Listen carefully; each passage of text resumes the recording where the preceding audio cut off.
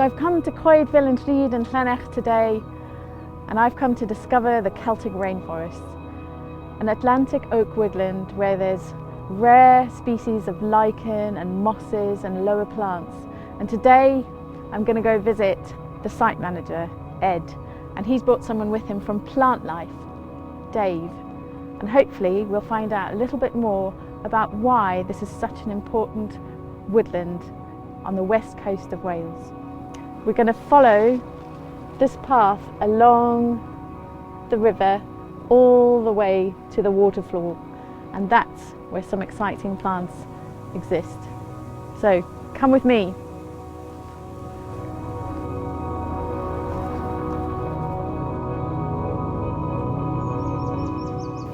Coed Felenrhyd and Llennyrch sits above the Vale of Ffestiniog, and this rare aspect is just one part of a mosaic of habitats on this site. The paths here undulate beside the gorge, where you can overlook large oaks, clusters of hazels and rowan trees dripping with lower plants and bryophytes.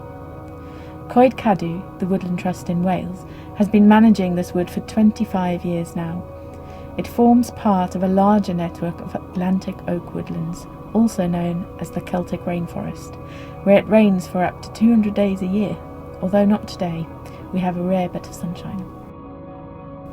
As part of our collaboration in the Celtic Rainforest Wales Project, we're finding ways of improving management of the site so that rare species of lichen, birds and mammals can continue to thrive in this habitat. Our North West Wales site manager Ed Midmore is meeting up with Dave Lamacraft from Plant Life to see how our colonies of lichen are doing near the waterfall. This is the stinky cictor, if you remember, the one that smells of fish, this brown one. And then down here we've got nearly rimmed shingle lichen, Ed, the Panaria conopleia with its scientific name. Really pretty little grey-blue lichen. Then this one down here we saw earlier on the big ash tree. So this is the black bordered shingle lichen. Ed uses the information Dave provides to adapt his woodland management practices.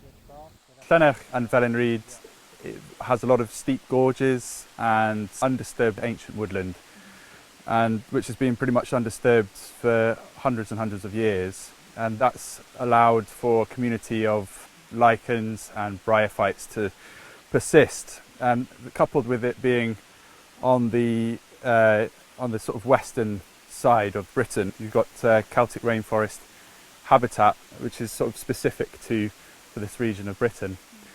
About 50 years ago, a lot of the woodland in Felenrhyd was felled and cleared and planted with conifer, which is common around that time. What we classify as pause or plantation on ancient woodland site. And so Woodland Trust is very keen to sort of reverse that effect to the ancient woodland, but through a gradual process of removing the conifer over time, rather than conventional forestry, which is predominantly clear felling a site, which has a negative effect on the humidity levels and indicator species that are actually still present but just living underneath the conifer. We've got species of lichen that are only found here on one site in Wales, for example, and this is the site. And it's a very, it's a real crucial sort of stronghold of these rare species. So it's important that we manage them sensitively. We work closely with Plant Life and other organisations, the National Park, and we're lucky today to have Dave Lamacraft, who works for Plant Life, to give us a bit more detail about the lichens and mosses that we can find on site. We've been working with the Woodland Trust here for probably, not far off 10 years really, and that's in a kind of advisory way, I guess. So my specialism is in the lichens and the mosses and the liverworts on the site, and this is one of the most important sites for mosses and lichens and liverworts in Western Europe, if not the world actually. For us, Plant Life, it's part of the Meirionnydd important plant area. And it's one of the most important sites within that important plant area. So for us, it's a very high priority site. Basically, this is part of our temperate rainforest, part of our Celtic rainforest. So we've got this generally a very humid climate with little variation between summer and winter, really. This site has some very rare species, some very important species. It's the only place in Wales where the blackberries and custard lichen is found, and that's globally rare. It's known in the Azores and Western Ireland and Western Scotland, but only one site in Wales, that's here, and one site in England, that's in the Lake District. So it's got species like that here. But generally it's just very rich in the lichens and the mosses and the liverworts, and that's because of the climate here. It's part of the temperate rainforest, and because of the long history of management, so it's not really been messed about with. Plus it's in clean air, so the lichens in particular aren't affected by air pollution. So it's just so rich. I mean, you just look at this rock next to me here. You know, you've got half a dozen different moss and liverwort species here. You've got some of the commoner, bigger mosses, and you've got this tiny little liverwort, which is one of the featherwort species, Coedwig. And then this here is the Wilson's filmy fern. It's growing out here, and here these darker green patches. So just within this tiny little patch of rock, you've probably got, you know, half a dozen or more species just growing within that. It's just so rich. The lichens seem they stuck more closely to the bark things, aren't they? The hazel here in this ravine, partly because of the climate again, but also because of that history of a lack of disturbance, the hazels developed this really, really important lichen community. So here we've got this amazing mosaic of lichens. There's basically no bark showing here, it's just all closely packed in lichens of all different species. We've got things like the script lichen, Graphis scripta. A lot of this is the barnacle lichen, Felenrhyd. There's a whole load of different species here, and lots of these species, the families are more tropical species, so these are kind of generally tropical lichens, which gives you a clue as to the kind of humidity and the link to the rainforest. One of the management practices here includes sheep grazing, which maintains a light and open understory that favours lichens and bryophytes. The other management practice is our Ancient Woodland Restoration, where we thin the conifer trees over a long period of time to allow the light into the understory.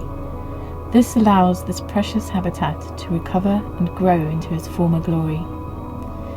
The trees lie where they fall, and the deadwood provides sustenance, nutrients and shelter for numerous species of animals, plants and fungi, and so increases this woodland's biodiversity even further.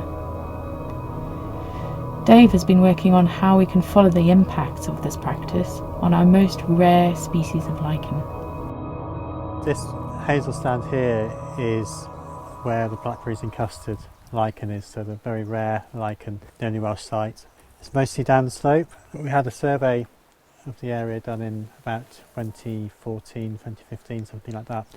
One of the recommendations of that survey was that the stands of Douglas fir on either side of this hazel here were felled to give the hazel a bit more light and allow it to expand outwards, because it's quite a small patch of hazel. So that was the plan, and that's work that Coedwig have carried out in the last 12 months or so. And with funding from Natural Resources Wales, we've been doing some monitoring work to look at the change in the microclimate here after management work's happened, but also to look at how the microclimate relates to how the lichen interest changes as you go down into the ravine.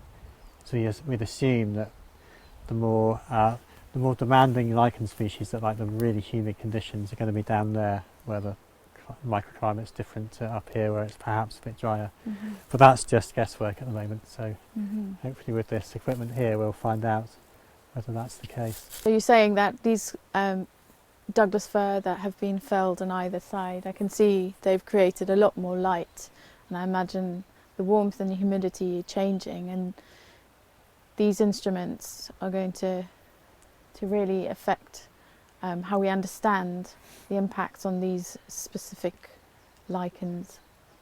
So this white bit of kit here is a humidity logger. So that's recording the humidity of the site, and it basically stores the information up here. You come and download it every once in a while onto a laptop, and then this little bit of kit here is measuring the temperature and the light levels. So we've got measurements of humidity, of temperature and of light levels throughout the year. So we're going to do that over The plan at the moment is to do it for 5 years. Okay. And we're doing it here. We've got a run of 5 sets of these running down the slope here, and another 5 a bit further down the valley where there's not been any management work. So that's our kind of control to see what the normal conditions are like. It's important, basically, very important, to monitor the work that you do, just so you can know whether or not it's actually successful or not.